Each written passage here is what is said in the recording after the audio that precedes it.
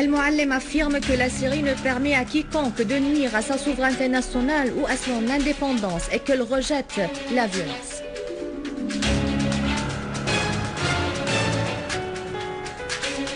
Salehi précise qu'aucun pays n'a le droit de décider au nom du peuple syrien, appelant les pays influents à œuvrer ensemble pour mettre fin à la violence en Syrie.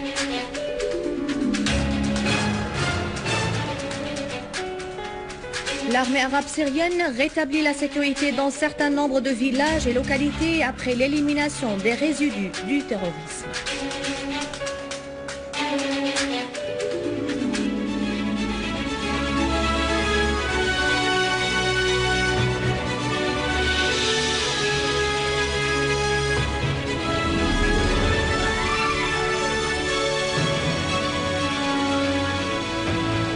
Des titres au détail, bonsoir. La séance d'entretien tenue au siège du ministère iranien des Affaires étrangères à Téhéran a pris fin entre le ministre des Affaires étrangères et des expatriés Walid El-Mouallem et son homologue iranien Ali Akbar Salehi. La séance d'entretien a été axée sur la discussion des moyens susceptibles de trouver une solution pacifique de la crise en Syrie. À l'issue des entretiens, les deux ministres ont tenu une conférence de presse conjointe au cours de laquelle M. Walid El-Mouallem a affirmé que la Syrie fait face à une crise avec l'implication de la plupart du monde, mais la Syrie reste ferme grâce à la fermeté du peuple syrien, la détermination de la direction syrienne et le soutien des pays amis et des pays arabes frères.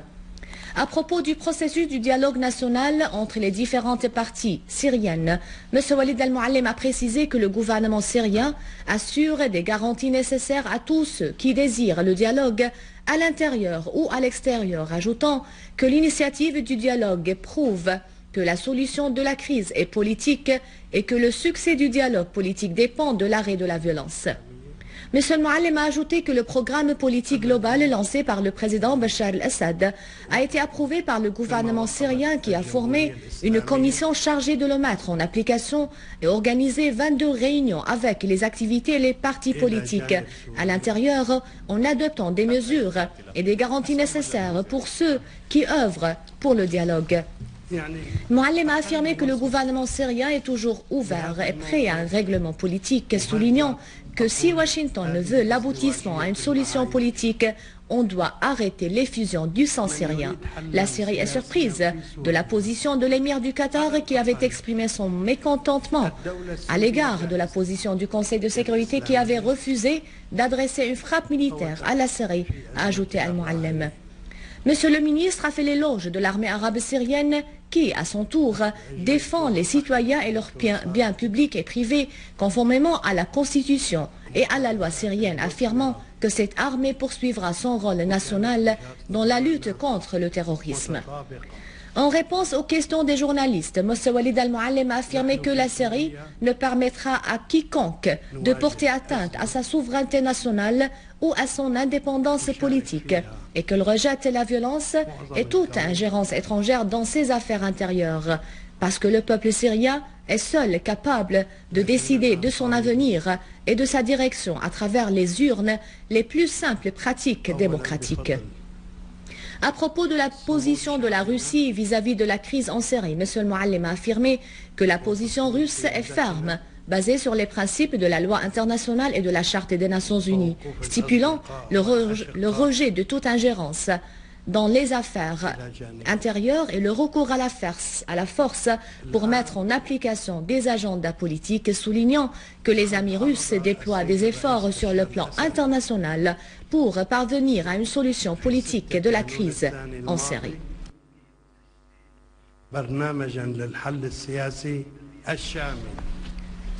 Pour sa part, le ministre iranien des Affaires étrangères Ali Akbar Salehi a déclaré que les pays influents doivent œuvrer ensemble pour mettre fin à la violence en Syrie et mettre de côté leurs divergences, affirmant que toutes les parties impliquées dans la crise en Syrie assument la responsabilité de l'effusion du sang en Syrie. M. Salehi a estimé que certains qui ne sont pas de Syriens ont demandé le départ du gouvernement syrien, ce qui est considéré comme une intervention dans les affaires intérieures de la Syrie, ajoutant qu'ils n'ont pas le droit de décider au nom du peuple syrien. Salehi a souligné que l'une des raisons de l'ampleur de la crise en Syrie réside dans le soutien accordé aux groupes terroristes armés, dont la majorité des mercenaires étrangers qui commettent des crimes en Syrie, soulignant que la solution de la crise n'est pas militaire, mais réside dans le dialogue intersyrien. Il a de même ajouté que ceux qui insistent sur le recours à la force et aux armes étaient responsables de l'effusion de sang syrien et des massacres en Syrie. Salehi a déclaré que le gouvernement syrien avait déjà annoncé sa volonté et sa disponibilité au dialogue, et celui qui entrave ce dialogue assume également la responsabilité de l'effusion du sang, ajoutant que la politique de double standard contribue à la prolongation de la crise en Syrie.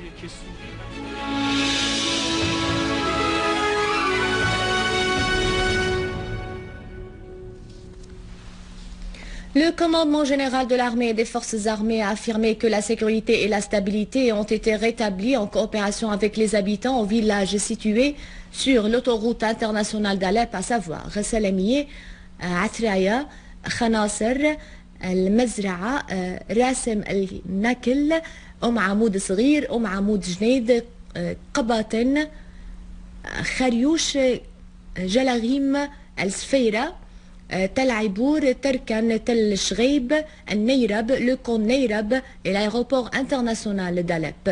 Les services spécialisés ont présenté des aides nécessaires aux familles affectées.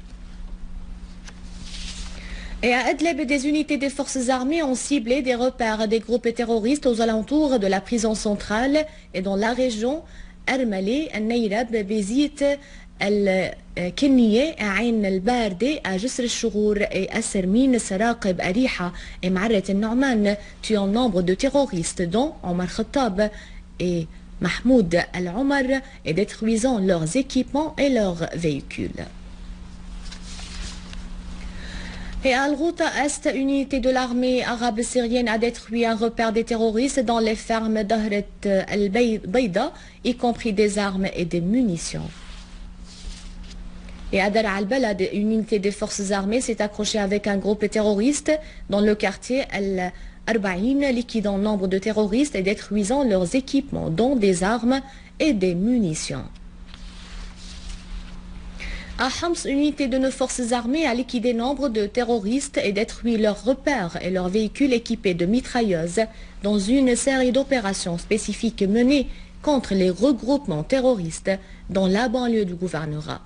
Selon une source militaire, une unité de l'armée a détruit un repère de groupes terroristes à Restan, y compris des armes et des munitions. La source a ajouté qu'une autre unité de nos forces armées a infligé au groupe terroriste ou à un groupe terroriste de lourdes pertes.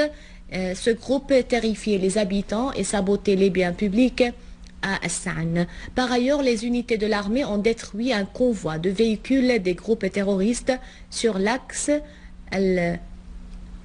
قرية قصر الحير الشرقي. La source a souligné que l'armée a effectué une opération spécifique contre les regroupements des terroristes, faisant nombre de tués et de blessés parmi les terroristes. Une unité de l'armée a liquidé des membres d'un groupe terroriste qui terrifiait les citoyens et commettait des actes de pillage dans les fermes à l'est de Restan. Parmi les terroristes tués se trouve ou figure Ma'moul Khatib, chef du groupe terroriste appartenant à Jabhat al-Nasra. Et dans la banlieue de Hams, une série d'opérations spécifiques a été effectuée par des unités de nos forces armées contre les repères des terroristes dans les régions Abel, Al-Doussariya, Joussiya, Telbissa, Teldaw, liquidant un certain nombre de terroristes. Dans la banlieue de l'attaqué, des unités de l'armée arabe syrienne se sont accrochées avec deux groupes terroristes qui commettaient des actes de vol et de pillage dans les villages de Bet Shrouq et Al-Khadra à Rabia, leur infligeant de lourdes pertes. Une source bien informée dans le gouvernorat a déclaré que les accrochages ont fait certain nombre de tués et de blessés dans les rangs des deux groupes terroristes. À Raqqa, les unités des forces armées ont pourchassé des groupes terroristes qui effectuaient des actes de sabotage et d'assassinat aux alentours de la ville, leur infligeant de lourdes pertes. Selon une source responsable du gouvernorat, les forces armées se sont par ailleurs accrochées avec des groupes terroristes qui avaient agressé des sites de l'armée près de la prison centrale de Raqqa, faisant un grand nombre de tués et de blessés parmi les terroristes. La même source a ajouté qu'une unité de l'armée a fait face à un groupe terroriste qui avait tenté de s'infiltrer à partir de l'entrée nord de la ville de Raqqa et de la localité El-Meshlab, faisant nombre de blessés parmi les rangs des terroristes. Suite à des confirmations publiées par nombre de quotidiens internationaux sur le financement des groupes armés en série en armes et en fonds, de nouvelles révélations documentées par des séquences vidéo confirment ce soutien logistique accordé par des pays occidentaux et régionaux.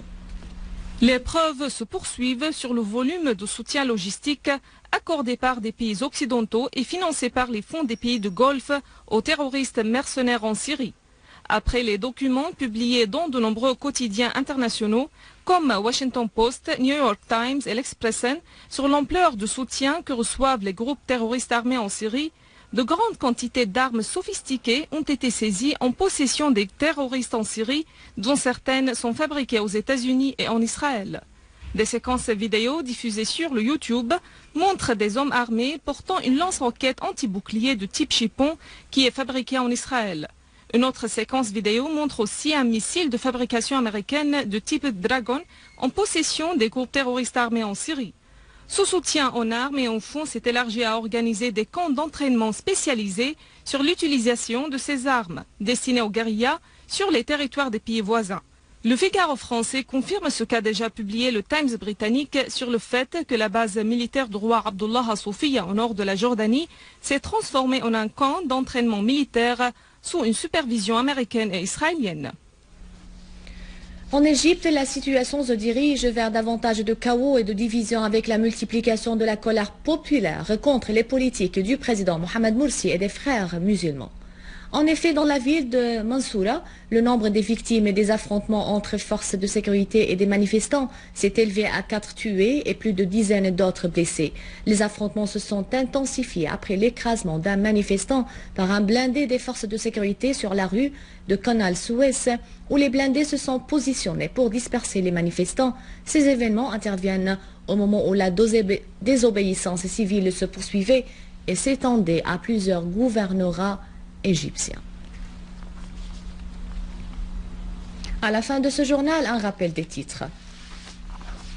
Al-Muallim affirme que la Syrie ne permet à quiconque de nuire à sa souveraineté et à son indépendance et qu'elle rejette la violence.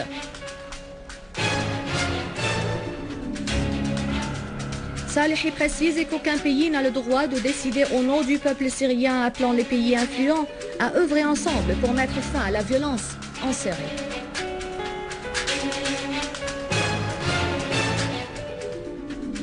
L'armée arabe syrienne rétablit la sécurité dans certains nombres de villages et localités après l'élimination des résidus du terrorisme. Avant de vous quitter, je vous rappelle que vous pouvez visiter le site internet syriaonline.sy pour revoir ce journal et davantage d'informations. Merci de votre fidélité. Que Dieu bénéficie la Syrie. Au revoir.